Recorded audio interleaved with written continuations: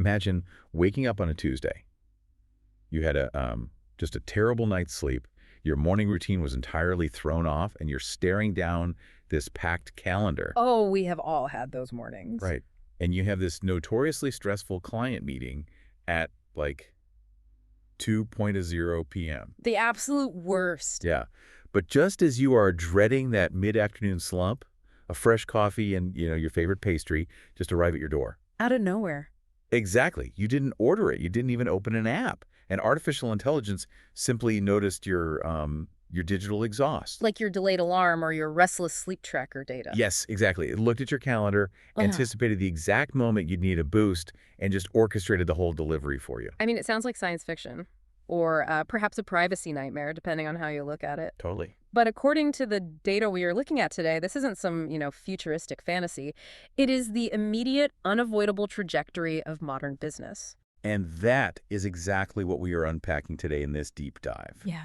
We have our hands on a really fascinating piece of source material. Yeah, the new report. Right. It's HubSpot's The AI Marketing Roadmap, from automation to AGI 2050. It's quite a document. It really is. So we're going to map out the exact timeline from the AI automation happening right now all the way to artificial general intelligence in 2050. Which is a massive leap, but we'll get there. We will. The mission here is to distill exactly what you, the person listening right now, need to know to future-proof your career and your business. Because you really need to be ready. Absolutely. We aren't just going to look at what is coming. We are going to break down exactly how it works. So to understand how we get to a world where a coffee company knows you need a latte before you do, we kind of have to look at the architectural shift happening at this very moment. Right now. Yeah. We are standing on a threshold in 2026, and the fundamental relationship between humans and software is just being, well, completely inverted. Yes, the mindset shift.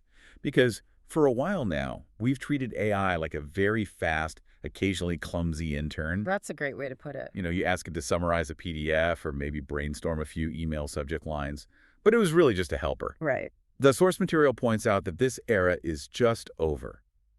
AI is becoming an automated operating system in its own right. That is the crucial distinction here. In the previous model, the human did all the heavy lifting and, used AI to polish the edges. Right, to fix the typos. Exactly. But the 2026 workflow flips that completely. The AI does the primary execution and the human reviews it. Wow, okay. Yeah, we are talking about moving entire categories of routine tasks entirely over to agentic AI frameworks, Right. so that humans can focus purely on strategy. And let's be clear about what we mean by routine tasks, because we aren't just talking about data entry or spell checking anymore. No, not at all. We were talking about ingesting 1,000 customer emails, analyzing the sentiment of every single one, cross-referencing previous purchase history. All in seconds, yeah. Right. And drafting highly specific, personalized replies to every single one. The AI is the engine room now. It really is. But the part of this roadmap that really caught my eye is what this does to the software industry itself. We are seeing this massive move away from expensive software as a service subscriptions. The decline of the traditional SaaS model is it's fascinating to watch. I mean, think about how businesses have operated for the last decade. You buy a huge bundle of tools. Right. If you needed to manage customer relationships, you bought a massive software suite. You paid thousands of dollars a month. Oh, yeah. And you forced your team to navigate this incredibly bloated interface, even though you probably only used, 10% of the features? I have lived that nightmare. Paying for the enterprise tier just to get one specific analytics tool and ignoring the other 90 features just taking up space in the dashboard. Exactly. But now the roadmap highlights the rise of custom solutions. Because of the AI. Right. Because the underlying AI models from OpenAI, Gemini, HubSpot have become so adept at writing code and connecting through APIs, you just don't need to buy a prepackaged tool anymore. You just build it. Yeah, you can build bespoke software in minutes. Okay, let's unpack this. Let's really get into this. Yeah. Because if I'm a small business owner, I don't know how to code. Sure. How does my prompt turn into a functioning piece of custom software? It comes down to natural language coding and these agentic frameworks. Yes. You basically sit down and type out in plain English, I need a dashboard that pulls the last 30 days of sales data, compares it against our social media ad spend, and highlights any correlations. And it just does it. The AI understands the logic, it writes the Python script in the background, spins up a user interface, and connects securely to your databases. That's insane. What used to take a team of software engineers 6 months to build is generated for you while you go get a cup of coffee. Which leads to this incredible concept the source calls small but powerful. Suddenly, a small enterprise, maybe a marketing agency with, like, 5 people, can rival an industry giant. How easily. They have the operational leverage of a 100-person company because they've built this bespoke, automated workforce out of AI agents. It completely levels the playing field. Agility starts to beat sheer size. Right. A lean team with custom-built AI infrastructure can identify a market trend, build a tool to capitalize on it, and execute a massive project before a traditional corporation has even scheduled their first committee meeting to discuss the idea. Hold on, though. If a 5-person team is suddenly outputting the work of a 50-person agency, the humans aren't doing actual typing anymore. No, they're not. If I am a business owner in this reality, I have to fundamentally change my skill set. I am no longer the person playing the instrument. I am like a symphony conductor. That is a perfect way to look at it. You are stepping onto the podium. Right. My most critical skill isn't playing the violin. It's what the roadmap calls AI orchestration. I'm directing these specialized agents. But if you're the conductor, the AI agents are your musicians. And right now in 2026, those musicians don't necessarily know how to read each other's sheet music yet. That's a very good point. You have to step in and manually tell the data scraping agent to pass its notes over to the email writing agent and make sure they are both in tempo with the customer service agent. What's fascinating here is that the urgency to become that conductor really cannot be overstated. How so? The roadmap makes it very clear. Businesses must start building these agentic workflows today, even if the current technology isn't, completely flawless. But why? If the musicians are still a bit clumsy and dropping notes, why not just wait until, say, 2028, when the software is perfect and seamlessly integrated? Because you aren't just buying a tool, you are building a foundational capability. The landscape is evolving at breakneck speed. Okay, I see. If you start now, you learn how to structure your human team around these agents. You develop that specific AI orchestration muscle. You're learning the rhythm. Exactly. If you wait until the systems are perfect, you will be so far behind in understanding how to manage an AI-integrated workflow that you simply won't be able to catch up. Wow. You have to practice leading the orchestra while they are still learning the music. Because if you wait for opening night, someone else is already holding the baton. Precisely. I see. But this leads to a massive paradigm shift. If we spend 2026 building these custom AI agents to handle our overflow, what happens when they get so fast and so efficient that they just clear the entire queue? Right. What's next? Do they just sit idle? No. According to the roadmap, when AI runs out of things to react to, it starts anticipating. Yes. And that causes the transition into the near future, which is 2030. 2030 is really defined by the era of predictive AI. We move from a reactive model to a completely predictive model. This brings us right back to the coffee example from the start of the deep dive. It does. We are talking about marketing campaigns triggering based on a person's personal life rhythm, rather than a brand's arbitrary quarterly schedule. Think about the mechanics of a traditional campaign. A brand decides, we want to boost Q4 sales, so we are going to blast a promotional email to 1 million people at 9:00 a.m. on a Tuesday. It's so random. It is a blunt instrument. It is entirely reactive to the brand's internal needs. Right. Predictive AI flips the dynamic entirely. It analyzes unstructured data across millions of touch points to understand context. Meaning your life context. Exactly. It anticipates a specific individual need before the customer has even articulated it to themselves. And this requires hyper-personalization. The roadmap notes that broad demographics are completely dead by 2030. Completely dead. You aren't targeting urban millennials anymore. The content, the pricing, the timing, even the visual aesthetic and tone of voice the brand uses will be customized in real time for every single individual. It's a segment of one. Yeah, the way a brand's website looks when I log on will be completely different from how it looks to you. The AI acts as a co-marketer, basically testing millions of variations simultaneously and predicting the exact return on investment before a single dollar is spent. Okay, I have to push back on this because there are 2 glaring roadblocks here. Let's hear them. First, if a brand constantly shapeshifts, changing its tone, its pricing, and its visuals for every single person, doesn't it just become a chameleon with no soul? That's a valid concern. Doesn't it lose its core identity? Hmm. And second, the elephant in the room, privacy. Ah, yes. I am not handing over my sleep data, my stress levels, and my private calendar to a copy company just to get a discount. Most people wouldn't. Right. So how does predictive AI actually get this data if third-party cookies are dead and privacy laws are stricter than ever? Those are the critical friction points, and they are intimately connected. How so? If we connect this to the bigger picture, we enter the realm of what the roadmap calls trust economics. Trust economics. Yes, you are absolutely right. The era of secretly scraping people's data across the internet is over. Thank goodness. The only way a brand can power predictive AI in 2030 is through zero-party data.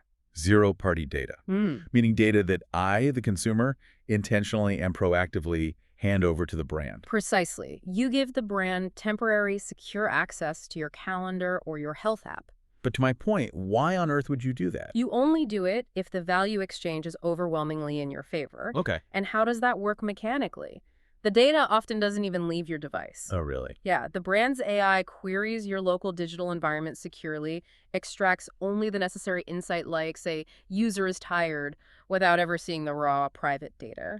So it's a verifiable, secure exchange. Uh-huh. But even then, I have to fundamentally trust the company not to exploit me. Exactly. In 2030, transparency becomes a business's most important key performance indicator. It's the ultimate KPI. Wow. If you don't have absolute, unwavering consumer trust, you don't get the zero-party data. Makes sense. If you don't get the data, your predictive AI is starved of fuel and you are flying blind while your competitors have radar. So trust literally becomes the currency of the 2030 market. It does. And regarding my first point about a brand losing its identity by hyper-personalizing everything. That is where the human element becomes a guardrail. Okay, tell me more. The human marketer isn't writing the emails, but they are guarding the core philosophy of the brand. The soul of it. Right. They are setting the parameters for the AI, ensuring that even when the message adapts to the individual, it never violates the brand's fundamental values. So the chameleon adapts to its environment, but it's still fundamentally a chameleon. It doesn't pretend to be a bird. That's a great way to think about it. That maintains the authenticity, which feeds right back into the trust economics loop. It's brilliant. It really is an elegant system. But if we think an AI co-marketer anticipating our needs in 2030 is wild, the roadmap shows that perfectly predicting human behavior inevitably leads to perfectly understanding human behavior. And that is the big leap. Right. And that brings us to the distant future, 2050, and the arrival of AGI. AGI, Artificial General Intelligence. Let's define that for a second. This is the inflection point where AI matches or potentially surpasses human intellect across a broad spectrum of cognitive tasks. So it's not just a tool anymore. No, we graduate from advanced pattern recognition to deep contextual comprehension. The roadmap emphasizes that AGI shifts the focus from optimization to understanding. Yes. Let's break down that mechanism. Today's AI is incredible at optimization. It can A/B test 10 different headlines, track the analytics, and mathematically prove that headline B gets more clicks. Right, it's very numbers driven. It knows exactly what works, Yeah, but it doesn't necessarily know why. exactly. AGI in 2050 will be able to simulate human emotion, cultural nuance, and historical context to truly understand why it works. It gets the context. Optimization is a mechanical process. Understanding is philosophical. Wow. When an AGI can deeply simulate human empathy and map out complex societal shifts, we see the absolute end of the traditional campaign. Because a campaign is static. It has a start date and an end date. Right. It sounds less like a corporate campaign and more like a living organism that just constantly adapts to its environment. Exactly, which is why the source material refers to this phenomenon as living brands. Living brands. Think of a living brand as a fluid entity existing in a constant state of coevolution with society. Okay. If there is a sudden socioeconomic shift, a global event, or a new cultural movement, the living brand doesn't need to convene a board of directors. It just knows. It adapts its product offerings, its messaging, and its supply chain instantly and seamlessly to align with the new reality. It breathes in the cultural atmosphere and exhales a perfectly aligned response. That's a very poetic way of looking at it, yeah. And according to the roadmap, this creates a massive economic shift from the attention economy to the meaning economy. This is a huge transition. Right now, in the attention economy, companies fight tooth and nail just to capture a fraction of a second of your scrolling time. It's all about hijacking your dopamine. We all feel that every time we open our phones. Yeah. But by 2050, if the AGI is handling all the granular personalization and logistics, success is measured differently. Very differently. In the meaning economy, success is measured by how effectively the brand actually improves human life. Wait, really? Yes, because when AGI levels the playing field entirely regarding efficiency and personalization, the only frontier left to compete on is tangible human impact. That makes a lot of sense. If your product doesn't genuinely enrich the user's life, the AGI-driven ecosystem, acting on behalf of the consumer, will simply filter it out. Here's where it gets really interesting, though, Okay. because if we have this AGI running this living brand, and it's doing all the logistical operations, it's personalizing everything perfectly, it's predicting market shifts. New on the heavy lifting. Yeah. What on earth is the human business owner actually doing all day? Are we totally obsolete in this 2050 vision? This raises an important question, perhaps the most existential question in the entire roadmap. Right. But the answer is definitively no. Humans are not obsolete. Okay, good to know. Instead, our role fundamentally elevates. We start being operators, and we rely entirely on judgment. Judgment. When the machine can figure out how to do absolutely anything, the only question left is whether we should do it at all. The roadmap breaks this new human role into 3 distinct personas: the philosopher, the curator, and the governor. These are key. Let's really dig into these because this is the future of work. First, the philosopher. The philosopher is the person setting the ultimate brand purpose. Oh, An AGI is incredibly powerful, but it needs a true north to navigate by. It needs an objective. right, a goal. The human philosopher determines the meaning of the brand within that meaning economy. They define the soul of the enterprise. So the AGI can plot the most efficient route on the map, but the human philosopher has to decide if the destination is actually worthwhile for humanity. Exactly. Got it. Then we have the curator. The curator is focused on culture and taste. Well, an AGI can generate 10,000 variations of art, copy, or product design in a second. But abundance creates a new problem, which is noise. Oh yeah, overload. The human curator applies lived human experience to that infinite output. They look at the generated options and say, this one resonates, this one has soul, this fits the cultural zeitgeist perfectly. It is the curation of the infinite. Beautifully said. And finally, the governor. This sounds like the most critical role of all, especially when we're dealing with systems this powerful. It absolutely is. The governor ensures that AI's actions align strictly with human ethics. Because it could go off the rails. Right. Because an AGI optimizing for a specific metric could easily cause collateral damage. Can you give an example? Let's look at a hypothetical scenario. An AGI is tasked with maximizing customer engagement. It analyzes the data and discovers that a recent local tragedy is causing high emotional volatility. Oh no. And it drafts a campaign designed to exploit that anger to drive massive traffic. Which is exactly the algorithmic nightmare we've seen with early social media. Precisely. Left unchecked, the optimization mechanism is amoral. It just wants the clicks. Right. The human governor is the hard ethical boundary. They step in and say, no. We will not manipulate, we will not exploit tragedy, and we will not violate human dignity, even if it guarantees a spike in revenue. The governor hard codes the ethical no. Yes. We transition from being the hands on the keyboard to being the ethical soul of the enterprise. That's the shift. The operations are handed over to the machine so that we can return to the domains that a machine fundamentally cannot possess. Genuine empathy, lived human experience, and moral judgment. It is a stunning paradigm shift. It really is. And the roadmap makes it clear that this isn't just a thought experiment. The foundational blocks are being laid right now. So what does this all mean for you listening to this? We've mapped out an incredible timeline today. We really have. We are standing in 2026, where the imperative is to become an AI orchestrator. We have to move away from bloated software subscriptions and start building custom agentic workflows. Learning how to conduct the orchestra even while the musicians are still tuning their instruments. Right.